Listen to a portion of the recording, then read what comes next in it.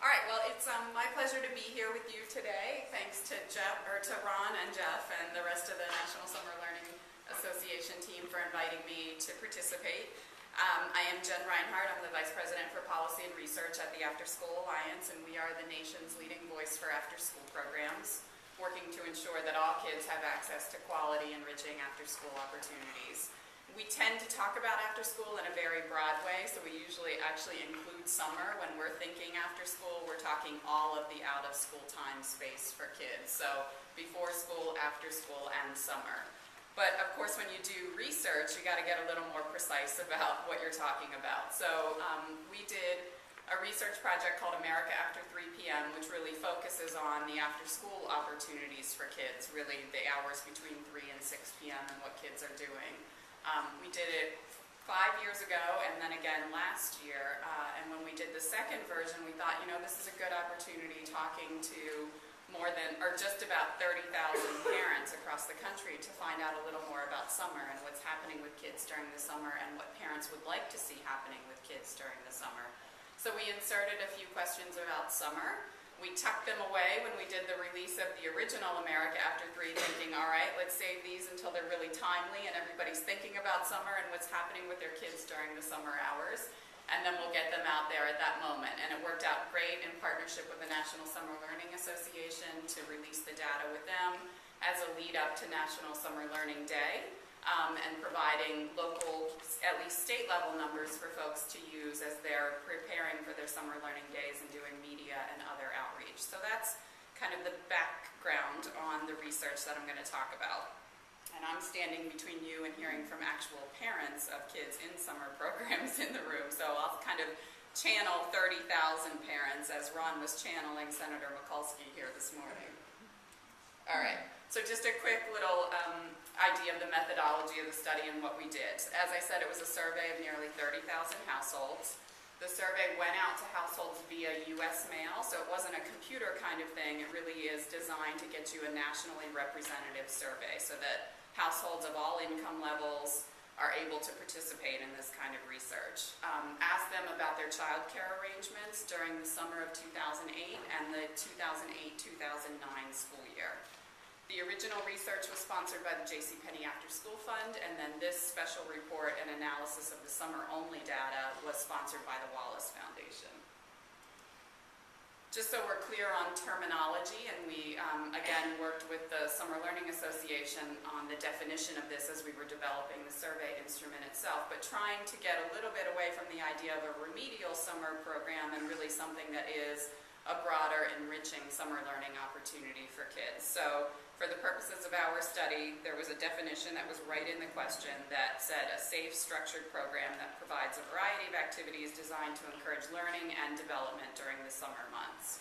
So from there, you know, the nature of research is once you put the definition out there, then it's up to the reader to kind of interpret it from there. So parents may have read that and thought, okay, my kid goes to a summer camp, but I'm not sure that would qualify as a summer learning program. Another parent might have thought my summer camp definitely qualifies as a summer learning program. So there's always that element of how the responder interprets the question that's evident in any kind of research that you're doing. All right, so this is like a good news, good news presentation, basically. So there are about 25% of kids across the country who are participating in summer learning programs. So that's not a huge number, but it's a good start. We've got about a quarter of our nation's kids who are participating in these programs and that are really helping to prevent that summer learning loss that we've all seen so well documented over the years.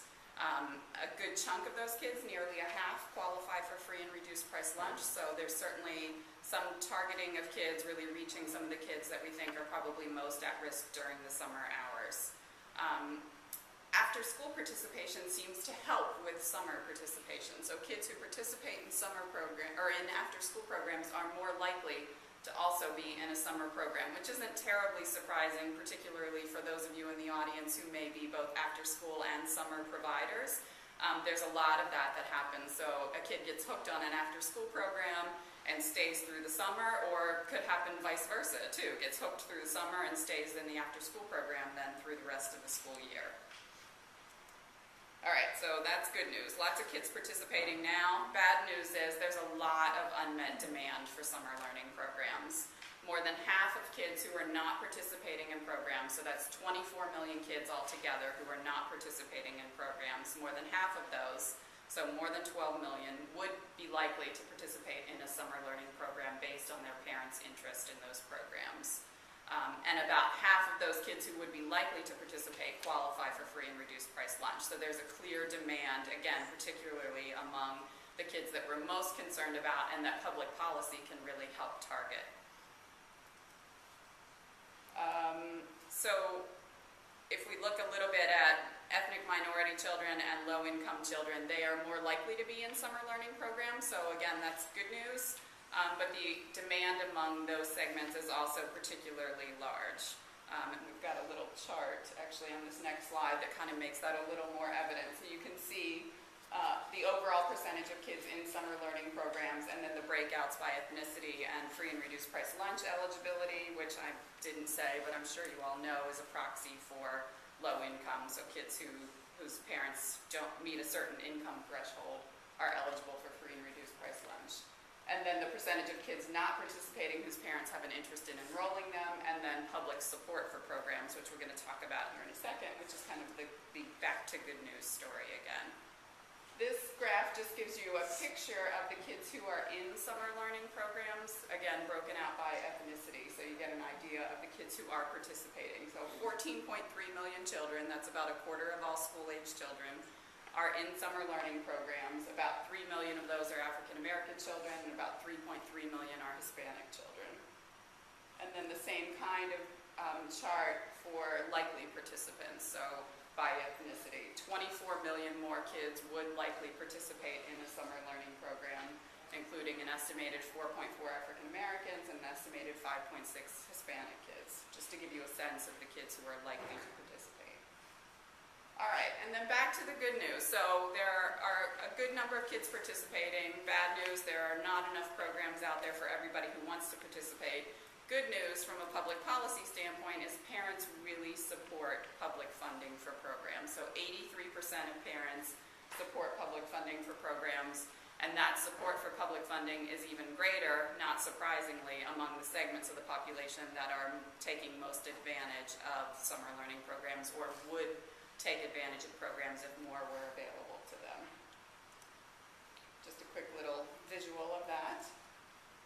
And then we have this data, so that's all national level data. We have all of those numbers by state level as well. So if you're interested in your state level statistics, the report that you have includes a chart like this for every state. So you can get an idea of how that plays out on a more local level to use to make the case that you need more resources for summer learning programs in your own state. All right, and then just a couple of takeaways here. So lots of kids are able to benefit from these programs that help bridge the gap from one school year to the next. We all know that summer learning programs are emerging as an important strategy in helping to prevent summer learning loss. But it's clear from parents that there's much more work to be done, that the supply of summer learning programs is really not meeting the demand right now. We think that given the high demand among low-income households and coupled with the strong public support for public funding, we think it's essential that public funding for summer learning programs grows. From an after-school perspective, since kids who participate in after-school are also more likely to participate in summer learning programs, an important strategy for ensuring that there's more funding for programs would be to continue to grow funding for the 21st Century Community Learning Centers program, the only federal funding stream that's dedicated to after school, much of which, a good chunk of which the programs end up providing summer programs as well, and to not divert that funding then to other purposes, and then to ensure that school reform efforts also include funding for summer learning programs. The only way to really grow the resources and therefore grow the number of programs is to make sure that we do both of those things. So thank you all. I'm going to turn it back over to Ron.